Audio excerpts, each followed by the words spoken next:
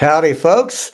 Welcome to Redneck Gone Green. I'm your host, David Cobb. I am the Redneck, and you bet I've gone green, and I'm trying to convince you to do it too. And as we always say on this program, when we say go green, we mean that in a multiple number of ways. The most important way that we mean go green is deep ecology, a recognition that all of life is interconnected, that whatever we do to this web of life, we ultimately do to ourselves. And whether you come at that knowledge, that conviction, that reality through the study of hard science, or whether you come at that through a eco-spiritual perspective, or like me, you think both of those are equally valid ways of understanding the world, and each will take you to that same realization of interconnectedness, we welcome you to the program. The second way I mean green is Green Party. Now, I want to be super clear. Those of you who join this either live or by podcast, or you watch us after the fact on YouTube or Rumble, you know that when I say Green Party, that I mean breaking with the neoliberal Democratic Party and the neoliberal corporate party. But I don't turn this into an advertisement for the Green Party, nor do I denigrate people who are rank and file members of either the Republican or the Democratic Party or any other party. I do believe personally that the only way we're going to get to the world that I want to live in, a world that is based on peace, justice, democracy, and ecology, a world where we return to the indigenous way of being properly in balance with Mother Earth and life itself. The only way to get there is through independent electoral political action. But I am no electoral fetishist. At the end of the day, y'all, I know with conviction that the world that I want to live in should engage electoral politics, but it can't be focused on electoral politics. The phrase that I'll sometimes use is, I am no electoral fetishist, right? Because I know that there is a role for electoral politics, but most of our work has to be done building the world that we want. And government, whether it's at the local level, the state level, or the national level, can't do it for us. But likewise, government can help facilitate and make it a little bit easier, or they can make it really hard, but they can't either do it for us, nor can they prevent us from doing it unless they kill us or lock us up, right? So the point is, y'all, that I come onto this program once a week, and I have been out for a while. I think folks know that Jackrabbit's cherished partner passed away, transitioned. So, Kelly, if you're watching us from whatever comes after life on this material plane, we miss you. Thank you for being such a stalwart and staunch supporter of Jackrabbit as a human, the executive producer of Redneck Gone Green. And thank you for being such a good friend to this program. So, y'all, I'm opening this space up. You'll notice that we didn't start with the really cool banjo music and the video in the background. That's because Jackrabbit is still taking some time off, but it's been a while since I came on and talked with y'all. So I'm going to open it up to just say, let's have a conversation. I've got the comments open. If you're able to comment, please do. In the meantime, this is a show where normally either Jackrabbit and I have a conversation and engage y'all, the audience, or I have a guest on. But I'm going to let you know that that's not what we're doing today. Jack is not with us. Obviously, it's just me. But get this, y'all. I am really excited. I'm not going to bury the lead. Some of you, I hope, know the famous economist Rick Wolff. He has a YouTube channel called Democracy at Work. The premier flagship show there is called Economic Update. I've had the privilege of being a guest on Economic Update. And I've also been a guest on a couple of shows that are on that channel. Harriet, I've been a guest on Economic Update. I've been a guest on Capitalism Hits Home, produced by the host Harriet Fraud, who has a show on that channel, right? So there's Democracy at Work as a channel, and then multiple programs on that channel. Well, get this, y'all. Rick Wolff has just invited the Redneck to come to move from our channel onto that channel. Now, I'm very proud that we built an audience of 4,000 subscribers on Substack. If you are a subscriber, thank you on Substack. If you're not, and you're watching and or listening to this, go to Substack. It's very cleverly named Redneck Gone Green, so it's a pretty easy way to find it, right? But on Redneck Gone Green, we have 4,000 plus subscribers on Substack. And then, of course, we post on Spotify, the podcast, we post on to YouTube and Rumble. But y'all, Democracy at Work has 404,000 subscribers. So we're about to join a new platform and a new program, and Redneck Gone Green is going to become a program on their YouTube channel. I hope that's making sense. I'm super excited about it. I hope you will too. I'm going to talk to them. I'd like to be able to continue to do this show live, and then capture the audio for republication on audio podcast, and then have it captured and then go on YouTube and Rumble and other platforms as well. That's all going to be worked out. But I do invite folks, if you're interested in learning more, want to participate in this conversation, hit me up in the comments section, and would love to hear what you're thinking about that. At this point, I want to take this moment to just pause and say, if you're on the Facebook, I don't know that I'll be able to see your comment. You'll have to be, I think, on YouTube for me to be able to see that comment. So if you are listening live, watching and or listening live, if you just drop a comment to let me know that you're actually that this is working well. There we go. We got Catherine saying hello from Texas. Howdy, Catherine. Thanks for letting me know. And I hope you overheard that good conversation that we're going to be going from my own personal channel with 4,000 Substack subscribers to Democracy at Work, and to become a program on a channel with 404,000 subscribers. So I'm super excited about that. And Catherine, thank you for letting me know that you're able to comment. And I reckon that it looks like you commented on the YouTube channel. So thank you for that. Again, if you're watching on Facebook Live, I'm sorry, I don't think that this StreamYard allows me to actually see that live. But if anybody is, in fact, watching on Facebook, feel free to drop a comment. Let's see if it posts up. But the way the platform works, I'm on StreamYard.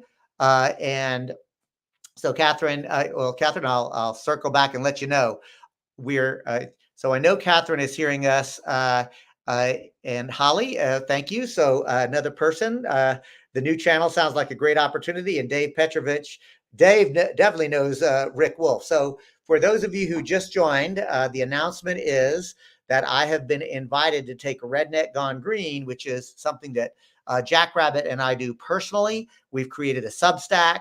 We have a YouTube page called Redneck Gone Green. All the branding is very, Redneck Gone Green, and I am a redneck, and I've gone green, both deep ecology and Green Party. But I'm not I am not a dogmatic Green Party member. I support genuine progressive politics generally, in any way, and I'm not sectarian. I'm not dogmatic. And I think that that's one of the things that attracted Rick Wolf, who is arguably the most famous economic Marxist alive today, at least in the United States. He has a program or a channel on YouTube called Democracy at Work. And on that Democracy at Work channel on YouTube, he has 404,000 subscribers. And right now, his premiere show is called Economic Update. That's a show on that channel, right? And he has 4 other shows. Well, Redneck Gone Green, starting sometime probably maybe late November, December, but for sure by January of 2025, will become a program on that program. So thank you, Dave. I'm super excited too. And I really want to appreciate those of you who have been tuning in. As you may know, this is the 47th episode of Redneck Gone Green. We've had some great conversations, and Rick Wolf and his entire staff over there told me straight up that they thought the content that we were creating was insightful, loved the analysis, and wanted to invite us on to join the Democracy at Work family because the practical application of what we're doing really makes sense. So very excited again to be going over there. And I'm also going to take this opportunity to invite, using the YouTube chat, because it looks like that's the only place I'm able to see stuff, is to ask folks, how are you feeling about the election coming up? Basically a month away, right? It's the first Tuesday in November. We're the first Tuesday in October right now. And I got to tell you straight up, for president, I'm voting for Jill Stein, not looking back, and I'll be casting that vote proudly. But I know that there are some members of Redneck Gone Green who may be joining me to vote for Jill Stein and the Green Party for president. Others may be voting for Cornel West for president on an independent ticket, or trying to create justice for all as a party. Still others may be voting for Claudia de la Cruz on the Party for Socialism and Liberation that's on the ballot in, I don't know, somebody tell us how many. And then yet others are going to be voting for Kamala Harris on the Democratic Party ticket. So I tell people all the time, I do not fuss at you about how you choose to cast your ballot. I'm willing to engage anybody in discourse and explain why I'm casting votes the way I do, and engage in genuine curiosity and conversation to hear others say how they're going to vote. But what I don't think is helpful is to denigrate and insult people, to try to coerce them into casting a vote a particular way. I tell people all the time that nobody owns your vote. It's your vote. You can cast it or not as you see fit. So for me personally, I think that I vote Green Party wherever I can, because I'm trying to build an alternative institution.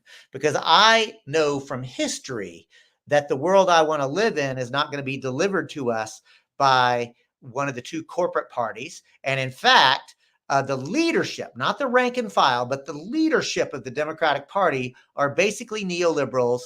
They are supporters of the US empire. They are supporters of neoliberal corporatism. And I think, in fact, they'd rather see Republicans get elected than genuine leftists or progressives hold office. I understand that others disagree with that, but that's my position. And if you do disagree with me, feel free to make use of the chat and put it out there. But that's the position that I take. But I also think that people can vote for any of the other candidates that I've mentioned and still be my allies, still be my friends, still be my comrades. We just have a difference of opinion about how to cast a vote. But I want to be super clear here, y'all, that I think that merely pulling a lever for any particular candidate is a very, very weak and anemic way to exercise power. So again, if you're going to vote for somebody else, that's totally cool. If you're going to vote for Jill, that's too cool. But at the end of the day, I don't think we can get to the world that I want to live in, and the world that we've been talking about here on Redneck Gone Green. Voting alone will not get there. In fact, one of the quips that you'll sometimes hear me say is, if you want systemic, radical, transformational change, and all you ever do is vote, regardless of who you vote for, you're really wasting your time. But there's a corollary to that, because if you want systemic transformational change and you have the opportunity to vote for that transformational change and you don't take that opportunity, well, then you're wasting an opportunity. So for me, I think that figuring out ways to work together is what makes sense. And I see here in the chat that Dave Petrovich says the same thing. Dave says, and I'm going to quote, Dave says, I'm voting for Claudia. The capitalist alternatives should get their act together and collaborate like in the recent French elections. I got to tell you, I completely agree with that. And I really wish that there would be a way to get both Cornel West, Claudia de la Cruz, and Jill Stein all to get their collective acts together. But in the meantime, the Byzantine U.S. election laws with 50 different versions of ballot access and no preferential voting or proportional representation makes it super difficult to really get our act together. So again, come November, I'll be voting again for Jill Stein. We know already that Dave Petrovich is going to be voting for Claudia de la Cruz. And I want to say it again and use Dave Petrovich as a specific example. And I consider Dave Petrovich my friend and comrade, even if we disagree on how to cast a vote for president. And I wish that more people would take that approach. The other thing in the chat that I want to turn to is Catherine Lane, who writes, will you and Jack still be on every Tuesday? The short answer, Catherine, is I think so. I've already told their chief of operations over there that we do a live show, that we record it, put it out on YouTube and Rumble.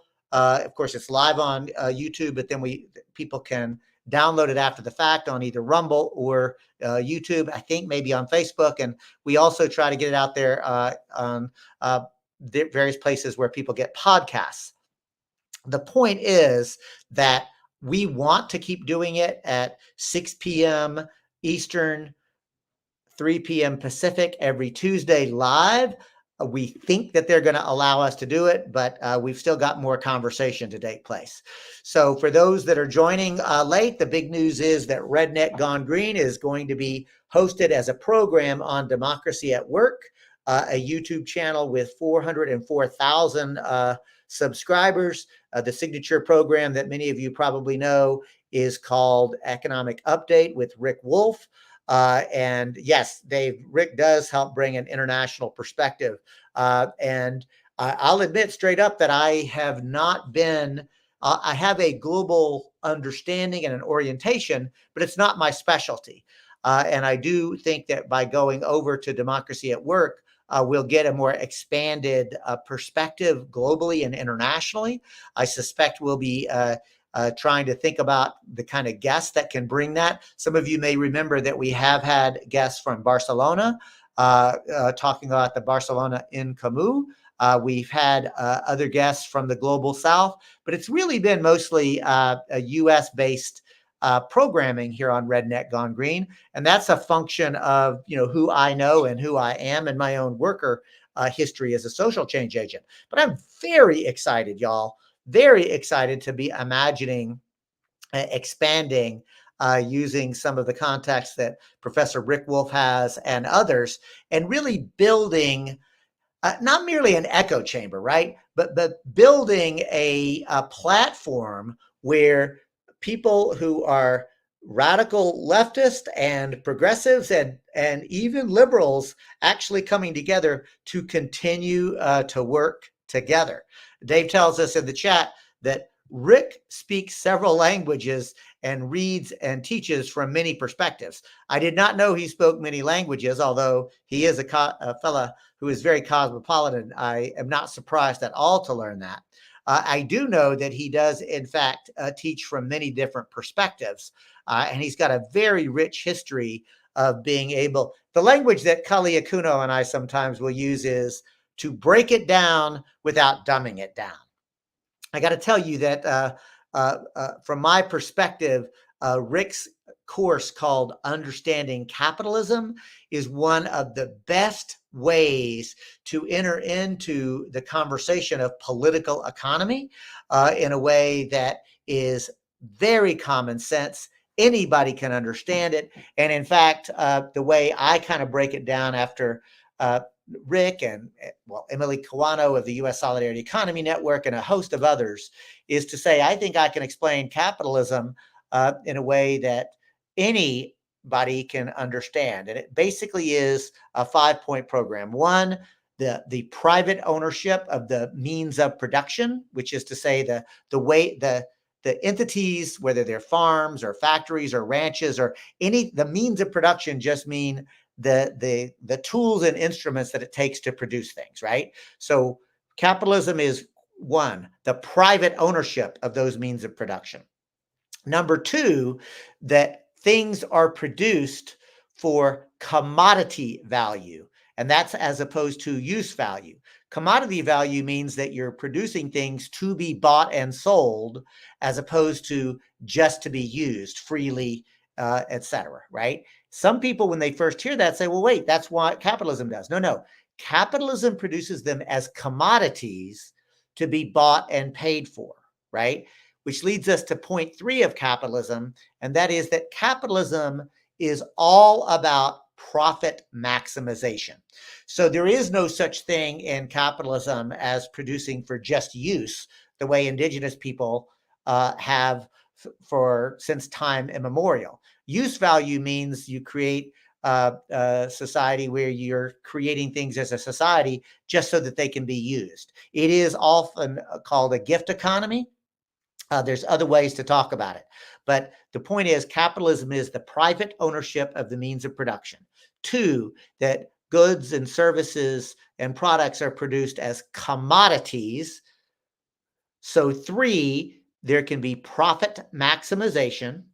And 4, that human effort and labor is just one more commodity that's bought and paid for on the open market. And that's as opposed to something noble and I would dare say spiritual about offering your gifts, right? So wage production or wage as or labor as a commodity is number 4. And number 5 is the market allocates it all, right? So it takes all 5 of those for there to be the understanding of a capitalist economy, right? If you have all 5 of those, that's a capitalist economy in a nutshell. And you'll notice that I tried not to use any triggering words at all. But I'll tell you, I promise, go and look it up, right? You could do.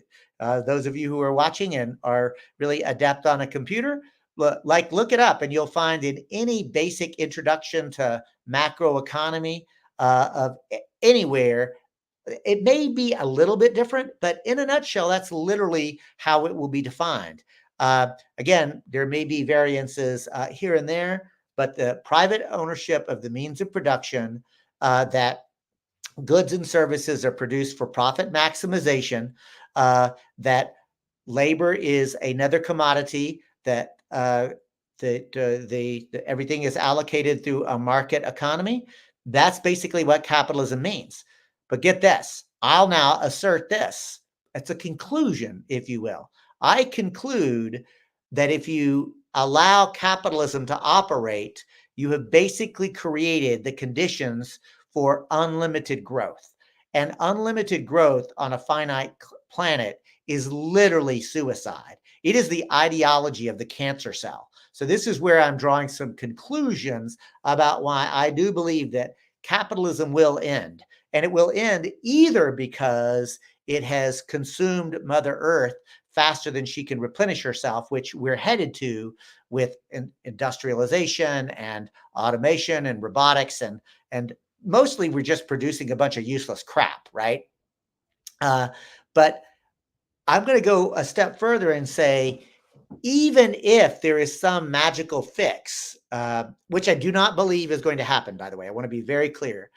I don't believe that there's going to be a magical fix to the existential crisis that capitalism is creating with both consuming Mother Earth and its voracious need for energy and industrialization. Because even if fusion does happen or some other magical technology, I will argue this: capitalism is still coming to an end because of its own inherent contradictions, because capitalism, in order to create that profit maximization, does so by extracting the surplus value of the labor of the worker. The capitalist who owns the means of production does not employ people because they care about that person's family and want to make sure that they have enough food to eat, etc. They're only putting them to work because they are able to make a profit off of their labor. Well, y'all, with the advancement in automation, technology, artificial intelligence, robotics, etc., it's becoming less and less necessary to have workers at all. In fact, if you go to places like the Rand Corporation and others, you'll literally see that they're starting to worry about what they call surplus population. Put that surplus population in quotes for those of you who are listening on the podcast. The surplus population is growing because there's less and less actual work, and yet they've locked up the food.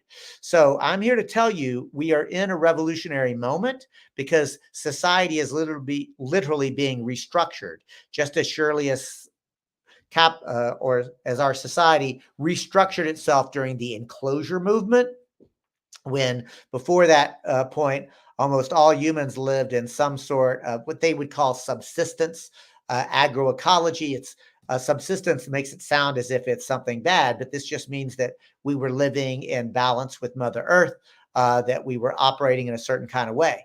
The point is, we can have high levels of technology and do it in balance if we actually express our economics in a different way, and we think about uh, uh, society completely differently. In fact, there is a phrase that some young people have taught me that I absolutely love. Y'all ready for it? Fully automated luxury gay space communism. Isn't that awesome? The idea of fully automated gay luxury space communism is a phrase that has been used to actually talk about everything. Like, we are fast nearing a place where we can have basically everything available for free. Personal freedoms are not only preserved, but they're actually lifted up and cherished. Uh, uh, there's pretty much no stigma against anything that is actually done in a consensual way between adults.